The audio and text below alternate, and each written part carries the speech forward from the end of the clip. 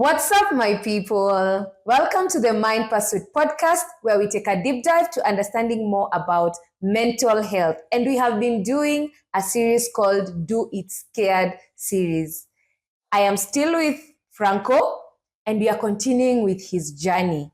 He's talked about his childhood experience with his dad, the trauma that he went through, being able to leave home at a tender age, at the age of 13 years, finding meaning in dancing, being able to dance even at the Junction Mall, and somebody spotting him who was able to sponsor him to go to school, where he meets people who are even driving themselves to school. So tell us more. Culture shock. Speak of culture shock. Oh my From goodness. Kibera. Yeah. There's a real culture shock. Yes. Here. Tell us more. Because now you get to a place where everyone, first of all, yes, everyone is only speaking English. Yeah. Then I'm from the background of Sheng, Sheng. So you can tell also from how I'm talking, it's like just putting everything in together. Yes. I try very hard to remind myself on certain platforms not to bring in the Sheng in me. Yes. But that was one of the culture shock I found in this school, because it was international students. And part of the students were like children from ambassadors and children from UN people who came in Kenya and they're schooling in this place. So when I got there, it was like for very first weeks or months, it was a tough thing. Because I'm trying to fit in. Yeah. Then these are people that I really don't understand how they look at the world and how they see things. I struggled with that a lot, getting myself and having my own place in this culture now that I'm in. Yeah. And one of the things that was making me doubt myself was I don't smell, I don't look. There's a way these people look like, and I'm not that. There's a way they look smart. Yes. And as I've told you, I get to school because I've walked from Kibera to Westlands. It's like umesweat. Your shirt is not proper. I was wearing some boots, which are not school shoes, but these boots, and there was a teacher for English. At least I'll motivate. She looked at my shoes and she was like, I really like your shoes. They are really nice. Indian? Yes, she was Indian.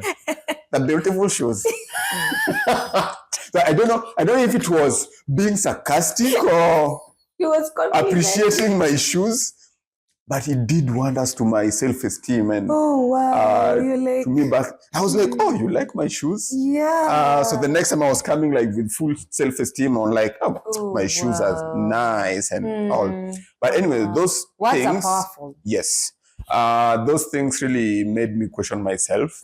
But before I know again, coming back to dance, it gave me a chance to blend in. Because in this school, there's like cultural day and you're planning to do something, and presentation. Yeah. Then I'm like, guys, do you know by them I'm a dancer? Yeah. Then whenever we are going to dance, then everyone notices, oh, you're good in dancing. Yeah. Then before I know, we had like a wall. The students are posting on the wall like the famous dancer. And when I see that, I'm like, yeah. They respect that. And I'm no longer that boy who's coming from Kibera. I'm no longer that child who's coming from poverty. I'm that famous dancer. And you can imagine how that it affirmed you. Yes. And with that now, really, I felt like I was in place. And something really nice that also happened is Collins was also in this school. We all got like scholarship. The same time? No. In different times. So what was happening is, because I was so good in dance, then now I'm like famous dancer. Then the school was really happy with the dancing thing and during the culture. So it's like teaching at the same time, being a student. And because this school was only giving scholarships to students who are good in mathematics, I landed in this school in one way or another as a blessing. I wasn't good in mathematics, and here now the mathematics is the first lesson. And I'm struggling with it because I'm questioning myself at that point and just trying to settle down. So I wasn't doing well in mathematics. Then it came to a point where we had a discussion with the principal of, you're not doing well in mathematics, so we might cancel your scholarship. Again, dance came to my help. Then I was like, okay, what else could you do in this school that will make you keep your scholarship? Yeah. I was like, go teach dance. And because that was something nice, principal was like, cool, let's do that. So I was teaching dance and also a student in this school. So we were doing that together with Collins, and that's also how Collins got scholarship, and we were together in this school. And that school really did wonders to myself, personality, and also mentally, because I started looking at things in a very different way. You are exposed. Yes. Exposure. Yes. And now you come to this school and it's like deep in Peponi, and you look at these big, beautiful houses. Yeah. And I think of that Matope house I'm coming from in Kibera. I'm like, oh my, I want to live in such a place. Oh, wow. Then you see big, nice cars. Yes. Then for a moment, I'm like, wait, the people that are living here, the beings that are living here, the beings that are driving these cars, they are people. They look like me. So for a moment, I had that thought, and I was like very invested to know, how do they get there?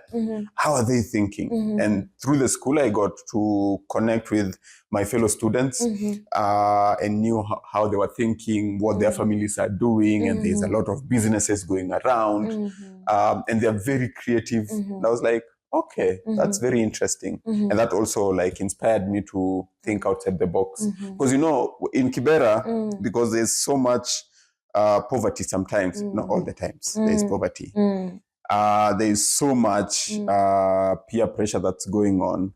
There is a mindset, scarcity mindset of we don't have, will not have, so we will depend on grants and donations and people giving us.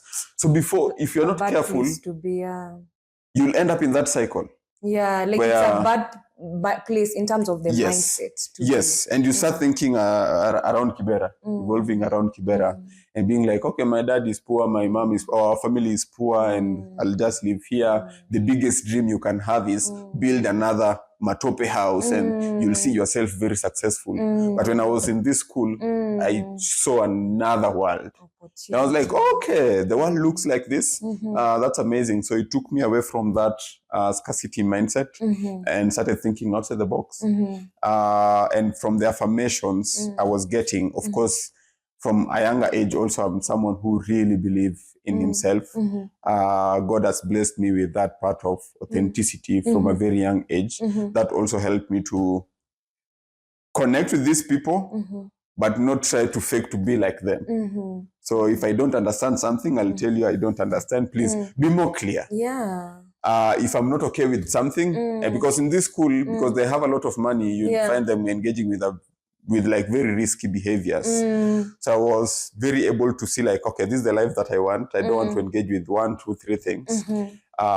So my authenticity helped me to also escape those in this environment at that time. So this school helped me to get outside of my comfort zone, thinking small, to thinking big, and also knowing myself better in the midst of questioning myself. So I call it finding your calmness in midst of a storm.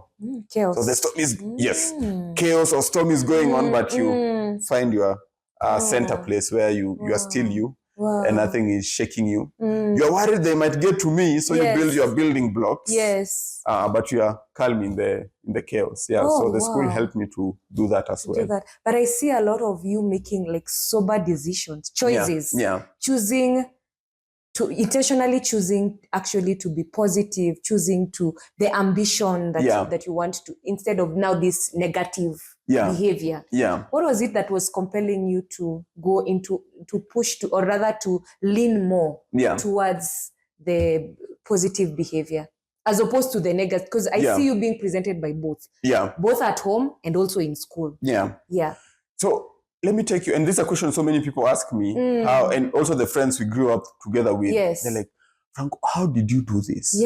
How did you navigate this? Because I was with friends who are really into drugs and all these things are happening. But I maintain myself if I don't want to do something. I'll be in a club and I'll be like, I'm not drinking, I'm not smoking anything. And everyone will be having like, you need to try. And I'll be like, no, I'm not doing that. And I'll connect this back to the Obama thing, where I want to get to this level. I wish to get to this level. Then it's kind of looking at what it takes to get there. And again, the thing that keeps on coming back and used to keep on coming back was discipline. And discipline could look different for everyone. Okay. Discipline, sometimes it might mean consistency. Sometimes it might mean sacrificing some things.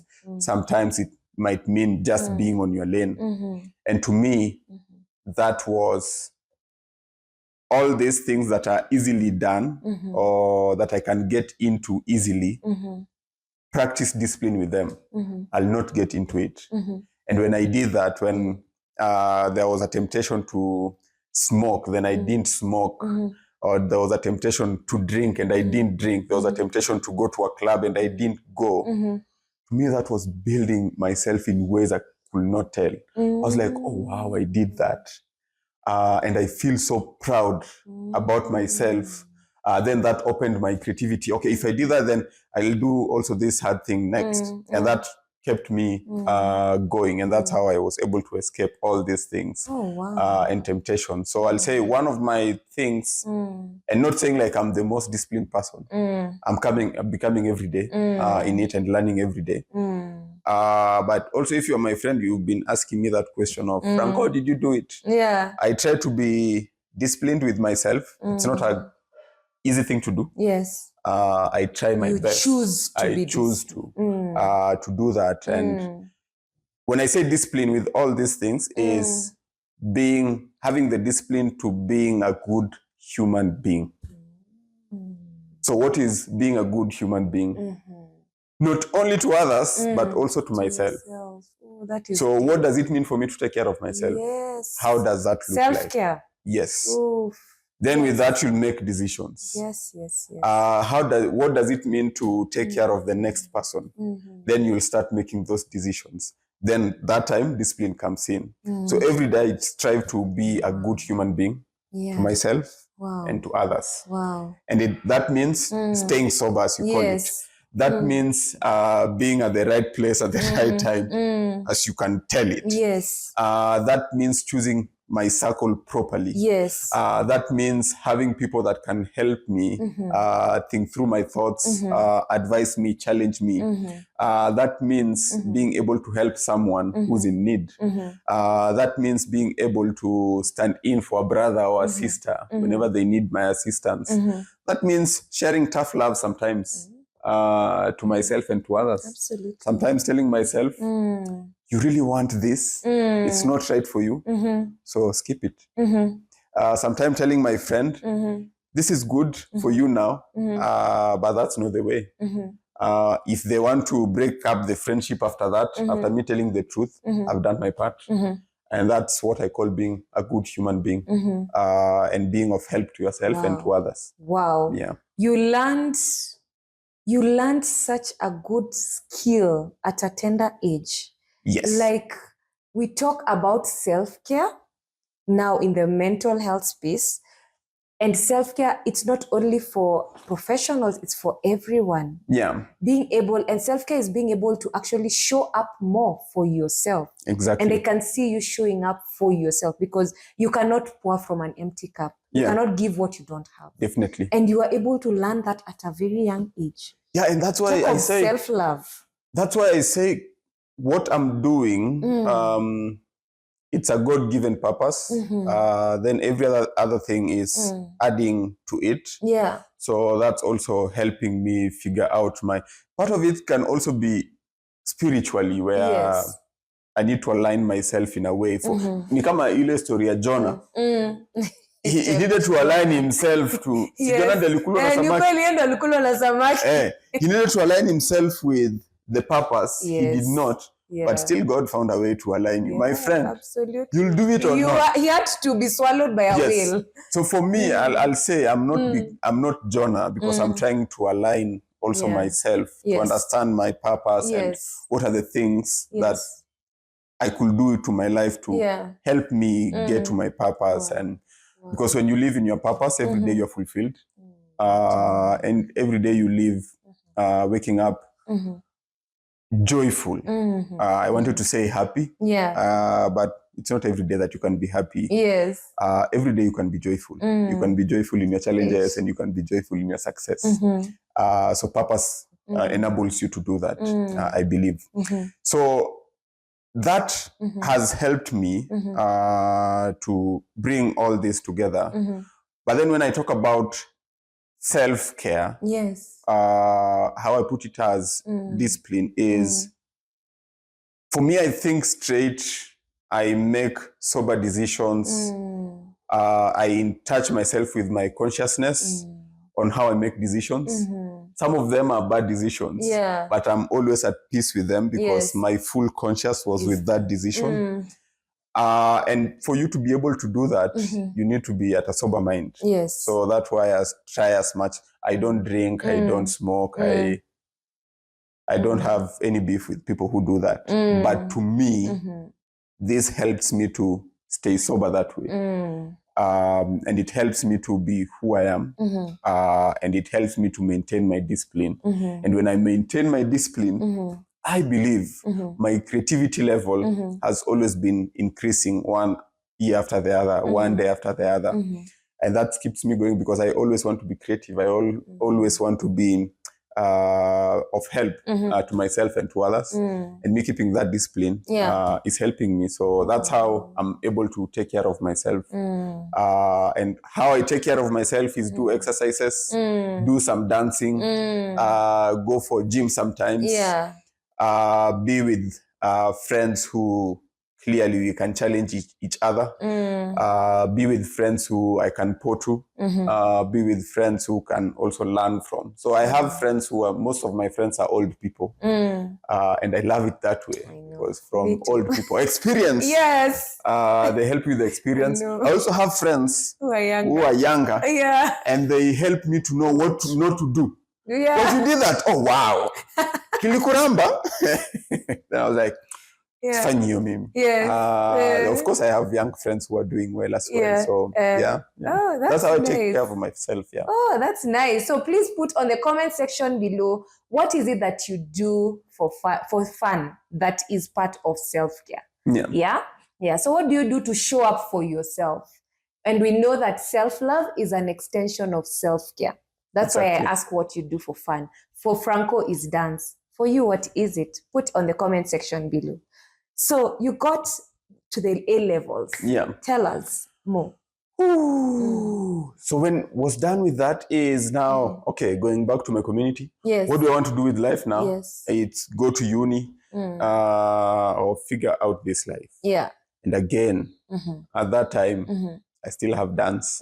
So went back to the community, then we started like with dance crew, and that was beautiful. I think back then we had one of the best dance crews in Kibera. If you agree, I agree with you too. If you don't agree, I don't care because we are the ones who are dancing. Was it like one crew or there were a number? No, it was one crew or our crew, but we had like different crews in Kibera. But our crew was doing very well, but people kept on like joining and leaving, but again, Collins and I, we kept at it, and that also helped us to dedication also. Commitment. And you can tell dance with, from that age, it has had that dedication, consistency, and believing in it. And because as a dance crew, we were doing so well, we started going like for shows, things like, but they're still 10 over 10 and other shows. And because they're TV shows, the kids used to see us while we are dancing. Then when we used to come to do our practice, they'd be so happy. I saw you on TV and now I can see you here. Oh, it's like you're the hero, they're a celebrity. And they used to come to the windows and peeping at the window. And one Saturday I went to the hall early. And I just decided to invite them to come in and we do some dancing. And the feeling I felt dancing with those kids is a feeling I can never explain. Then I was like, by the way, this feels so nice. This is something that I want to do. Because I'm that dancer who's very annoyed being on stage. I don't like being on stage. And dancing with kids, I felt like, yes, this is what I want to do dance. Yes. Seeing them smile, seeing them move after they're dancing, them coming, sharing with me what they ate yesternight. And my parents were fighting. They're saying it in a joking way. I was like, oh, wow, this is something that I want to do. And that's where now dance led me to something like Cheza Cheza. So from that day is when really, now we started dancing with kids. I started dancing with kids. And now Cheza Cheza is working with children and youths and all that. So from A levels, it quickly shifted to that. Then I was not so fast to go to uni. Or do any other thing. Because I felt I was in my purpose. I felt all this time I was being prepared for this moment. And that's how kind of Cheza Cheza started. Oh, wow. I've gotten you to Cheza Cheza now. You've gotten me, and we need to take a pause on that. So there's a lot. You've had focus. And focus, this is one thing that I was able to learn even growing up. One of the teachers actually said, focus is an acronym that stands for follow one course until successful. I see that in Franco's story, being able to follow one focus. Are you following one thing? That idea that you have you been able to take time to just build on it? Because vision is always given to one person. You can hear through Franco's story, the family did not know about the vision. It was him. And he talks about purpose, which is like his one thing. So if you've not yet found your one thing is not far from what you love doing. With Franco, what he loved doing is dance. And that is where his purpose is. So I want us to stop at that. Feel free to put on the comment section below, what is that one thing? If you've discovered your purpose, what is that one thing that you enjoy doing, that you find fulfillment in, that you lack words to describe how you're feeling about that particular thing? Feel free to put it on the comment section below. Remember to subscribe, share, tell a friend to tell a friend. See you on the next one. Bye.